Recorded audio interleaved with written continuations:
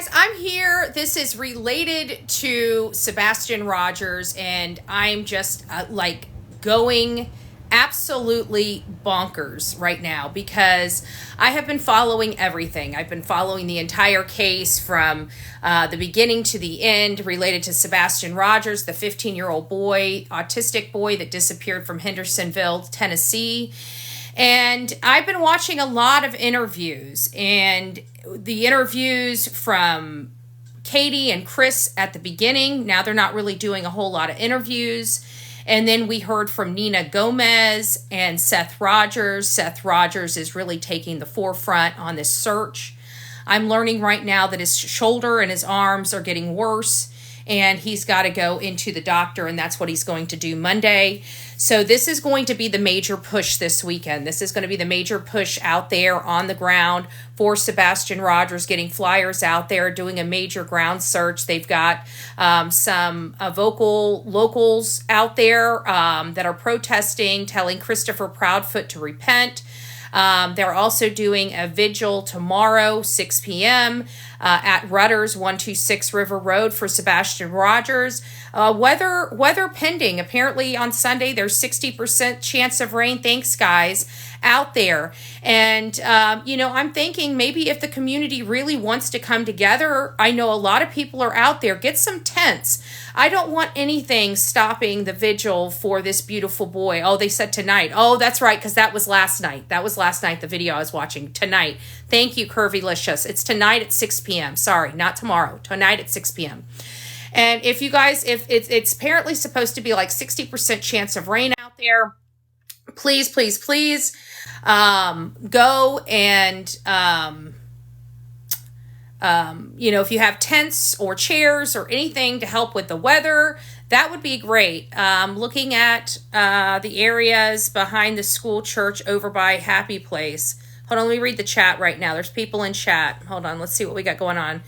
This just doesn't sit right with me and his mom and stepdad. I know. Good morning, Curvylicious. It's nice to see you. Thank you for the hearts, by the way, guys. Vigil is tonight. Thank you, guys. I was watching the video from last night. I just realized it was from last night, and we're going to talk about that as well. How do you not search for your own child? I will never understand. Well, none of us are going to understand this. None of us. So looking at the areas behind the school. Okay, my gratitude. Thank you so much. So we got some school, them looking over, and I think they should because the mom left. And I'm also hearing some weird stuff in the chat. I don't know if it's true or if it's somebody trolling, but they said that they saw a vehicle that resembled the Bowersox vehicle the morning that Sebastian went missing, and his mom was driving around near the school. I don't know, my mods are kind of thinking it sounds a little trolly. So I don't know, but when I was reading it, they were talking about they did have trail cameras and she's going to review them. So it kind of gave me a little bit of, like it was almost truthful. Like the person wrote it was true, but they don't believe it was. So I don't know if it's true or not true or what have you. But I was watching this interview on the Pascal show with Seth. And I got to tell you, and I know everybody has their belief about Christopher Proudfoot. I can promise you I do too. There's not a lot of people that don't because of their behavior. The behavior has been so off-putting throughout this entire process. We're screaming foul play just by their behavior alone because their behavior is screaming foul play. We don't really have anything, but this boy walked out of the house or allegedly walked out of the house, and there's nothing, according to law enforcement, no scent of him leaving, no evidence of foul play, no evidence of him running away, no evidence of anything. It's like the boy was here 1 minute and vanished the next. There's nothing. That's what we keep hearing. They haven't found anything during any of the searches. None of his clothes, none of his glasses. His shoes are all accounted for at the house. He had no belongings with him. He has one of these little keychain flashlights, from what I'm hearing. And I don't know if the colonel, the father's the stepdad's a Navy SEAL or not. He was in the Navy. I can confirm that both mom and father were both in the Navy. I can tell the mom had like an electrical administration type of situation, but I don't know much about Christopher's military or what training he actually had other than he is Navy. That's what I can corroborate because that's all I know to be true. And like I said, it's really hard because we're watching as this whole entire case is unfolding before our eyes. It's a very much a social media and a mainstream media case that has captivated this nation. We're seeing people tuning in from around the world to learn about this boy and what is going on with it. This is insane. Okay, this is absolutely insane what is going on with Sebastian Rogers. So what we learned, and this really gives you an insight into who Christopher Proudfoot is and how manipulative he is. And I want you guys to hear this. So we learned on Justin on TikTok, our beloved Justin on TikTok here, right? We learned with his interview with Seth, thanks Jules, God bless you, that Sebastian was SA'd at a younger age by an older boy in California. People had been asking, and I know a lot of people had been asking why Christopher did not like Sebastian. This was something that we all have asked, like, what is going on behind the scenes? We knew that there was something, especially with this new custody arrangement that was going to be happening on the summer for the first time. Seth was going to get full custody of, well, it was shared custody, but he was going to have the live-in rights of Sebastian, where, right now their situation is he gets him every other weekends, gets him for holidays and summer vacations, and then his mother keeps him every other time, and that's just their arrangement. Well, that was just going to flip, where Seth got Sebastian nights and mom got him only on the holidays and summer vacations. So it was just going to be a change, but everybody knows, he's 15 years old. Why now? Why is this change happening now? So I think that was our first indication that there was something more going on behind the scenes that was making this change. That's a drastic change to change living arrangements, and have to have him find new friends and be acquainted to a new school, especially, with his disability and everything like that. It just seemed really odd. And I think many people picked up on that early on. And we have been asking what was going on behind the scenes. And I think, I think Seth kept it, because he's been trying to find Sebastian. I don't think he wants to think his ex and her husband did anything with his son. But I think at some point he's coming around to the realization that some of this information needs to start getting out. People need to start understanding what is going on, because Sebastian still hasn't been found. So I think finally, maybe this time at this moment, he was just a little weaker, a little more worn down, and he just let it out. I don't know if he, thought about it. Thank you guys. If he meant to do it, I don't know, but it did come out, and he's standing behind the statement, and he feels that it needs to be known that why Chris did not like his son. And we learn that Chris looked at Sebastian like a monster when Sebastian he was 8 years old or 7 years old. He had no control over what happened. He was a victim of this. And then we learned why those violent tendencies came out in Seth when his son was getting therapy. Well, on Pascal's show, which he was just on last night, that's what got me confused, because I was watching it this morning. Actually, I was watching it right before I came live, so I was thinking it just happened. I wasn't, and they said tomorrow for the vigil, and I wasn't thinking. I just spit it out. But we know the vigil is tonight, 6 p.m., weather permitting. If you guys want to, please bring out, just because of the weather, make sure you bring out some umbrellas. If you guys have those pop-up tents that everybody can stand under, maybe take those out there and set those up to keep people out of the weather, so Sebastian can properly be honored. And so on this, I want you guys to understand how manipulative Chris Proudfoot truly is. And I think, and nobody really picked up on this. Everybody picked up on what Seth was saying, but I don't think anybody, because I didn't see it, picked up on how manipulative Chris is.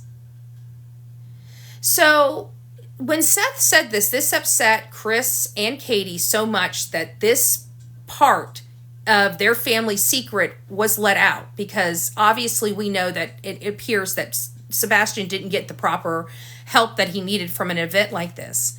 Well, Chris looked at him as a pedo, as a pervert, as a monster because of this act of violence that happened to Sebastian. And he looked at him and he was so concerned that he was so worried. What does it say? And now last night Seth told us CP said he needed to wear pull-ups. My God. Yeah. And I don't understand how that had anything to do with it, but they did say that, and they said that early on. And you know what? It doesn't matter, because Chris, now that we know who Chris is, we go back to those interviews that Chris Proudfoot did, and all he did was dog and disrespect Sebastian. Like, you know what? I got nothing to say about Chris, nothing nice to say about Chris Proudfoot. I got nothing nice to say about Katie Proudfoot either. Can't wait to see you face to face, babe, because I got a mouthful for you. I'm not a violent person, but I am a damn sure mouthy person, and I've got some things to say to Miss Katie Proudfoot. However, getting back to Christopher, listen to this. He called Seth up with Katie on the phone, by the way. With Katie on the phone. Katie, me and you, girl. Me and you, girl. I'll be there soon. I'm jammed up on a car, thank God, right? Thank God. And I'm going to wait until my temperature calms down a little bit. But I'm going to be seeing you, babe. I'm going to be seeing you. I got some help coming your way. I promise you that. So he goes and tells them that if people know what happens to Sebastian, this essay, if people know what happens to Sebastian, they'll stop looking for him. Tell me that ain't manipulative. Tell me how that has been. Chris, do you know who your audience is, dude? We're a lot of women. I am been sexually assaulted myself. And you know what? I am going to put my boots on and I'm going to work 100 times harder for this victim of this particular crime. Christopher Proudfoot. We don't stop because victims of crime were previously victims of crime. I don't know where you come from, but in my neck of the woods, we call people like you pieces of shit. Just, I don't know if the people in the back can hear me loud enough with my fury and frustration on how I feel about those statements and how manipulative to try to stop somebody from saying something, going and manipulating him. Oh my God, if they know, they're not to stop searching. Have you lost your ever-loving mind? Do you honestly think we're going to stop searching? You know what, Chris? I got to tell you. I'm a very, very, very kind person. I am. I'm a kind person. Bold person. I have a mouth on me. And I like to cut to the shit. So this is what I'm going to do. I'm not quite sure what yet. But I have a funny feeling when I get into town and I can't find that boy and that boy isn't found, I have a funny feeling you're going to hear from me. So I would suggest, this is what I would suggest you do. I would suggest you pick up the phone, call law enforcement, and tell them the truth. Tell them what happened. Katie, you need to get the hell away from that man. You need to fight for your son and cut the shit. Nobody believes any of you. And then you're sitting here threatening this man that we're going to stop searching. I hope your people that are following him around, I hope they're looking at what we do, how we do it. Because I guarantee there's a whole hell of a lot more people in that town right now after those SA allegations than before. You should learn your audience, Christopher Proudfoot. Yeah, that's the kind of nonsense that we're learning. So Christopher Proudfoot didn't like Sebastian. Christopher Proudfoot wanted Sebastian out of his home. Christopher Proudfoot was having family problems because of Sebastian. Christopher Proudfoot had scratches all up and down his arms days after this boy disappeared. Christopher Proudfoot has lied over and over again on multiple platforms and during multiple interviews, has said multiple times he's passed a lie detector test, and then we find out he has not. And then when he's called out on it and pushed and said, hey, we'll set one up, then he says, oh yeah, be there anytime, any place. And then he tries to cower out, and then you know what? The TBI steps up and says, well, not so fast, Mr. Proudfoot. We want you to come in. We're going to do the polygraph test. That's correct. TBI is going to be doing Chris Proudfoot's polygraph test, and I'm curious what we're going to find once that's done. But I tell you what, we're going to learn one of two things. He's going to come out here and tout that he passed his polygraph test, or you're going to see that man cower down and recluse like what? And when he recluses, he's going to be sitting there, oh, they're not fair. Oh, they lied, right? Isn't that what they said about frickin' Nancy Grace? Oh, she wasn't telling everybody her truth. Like, Nancy Grace has a dog in this fight, dude. Seriously? She wants the truth just like the rest of us. I don't want to blame a mom and a stepfather. Do you think that's the top of my frickin' list? As a matter of fact, I would have preferred never even seeing your stepson's face. But here we are.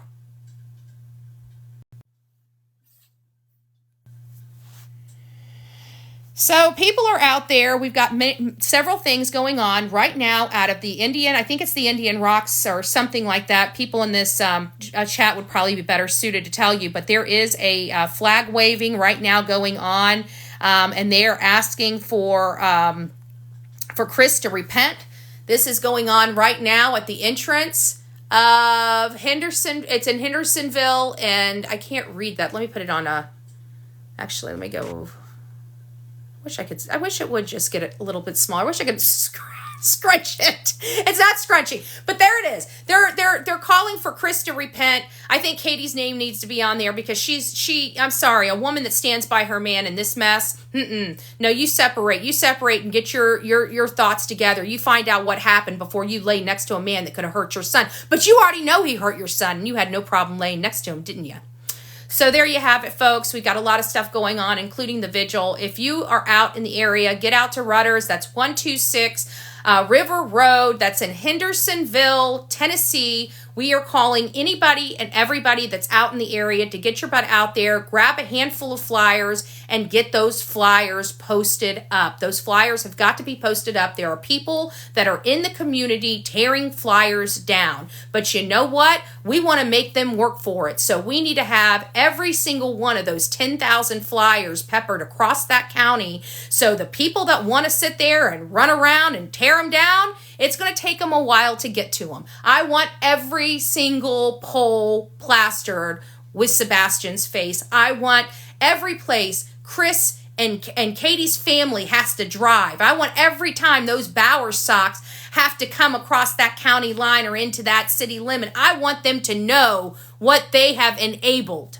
I want them to see that boy's face everywhere. I don't want them to be able to turn. And Chris and Katie, don't worry. Wherever you are in Mississippi, I'm going to make sure that no matter where you are at, where you drive, you're going to see that boy's face everywhere. Watch me work anywhere you go. I may not go and disrupt your day, but I promise the minute you get out of that community, the minute you get in your car and you go to drive to the store, you're going to see your son's face everywhere. You're going to see him in the store window. I'm going to Mississippi, bitch, and I'm going to tell you what. When I'm done there, every place you turn, you are going to see Sebastian's face. I'm going to make it go. I'm going to make him stain you. You are going to be running to the cops by the time I am done. You are going to be begging them to take your husband and put him in jail for what he has done. Everywhere you turn, Sebastian is going to be haunting you in your sleep, lady. And I promise you, I'm going to help him do that. Everywhere you turn, I'm going to have banners, I'm going to have flyers, and I'm going to have signs. Every campground you go to, when you leave there, you're going to see your son's face. No matter where you go, you are going to be seeing Sebastian. You are going to know, you're going to hear this social media community roar. And we are going to do that. Please send me flyers. I will. Reach out to me at bullhornbetty@gmail.com. I'll start getting you some flyers. I want his face everywhere. I want them to be sickened. I want Chris to be sickened by how much love Sebastian has and how much support Sebastian has and how much his past doesn't stop us from looking for that boy. I want Chris to hear us and hear the women of this community. I want him to hear how much we love him. We love Sebastian. Katie, do you hear us? We love your son. even when you and your freaking shit husband wouldn't. Now, let me go ahead and get this on YouTube so we can make the people on YouTube's head explode. Have a great day, guys. I love you and God bless. Pepper that town, and I mean it. Pepper it. I want everybody to see that boy's face.